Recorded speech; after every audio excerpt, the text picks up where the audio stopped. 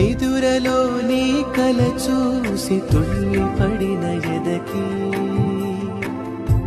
ఏ క్షణం ఎదురవుతావు జోల పాటవై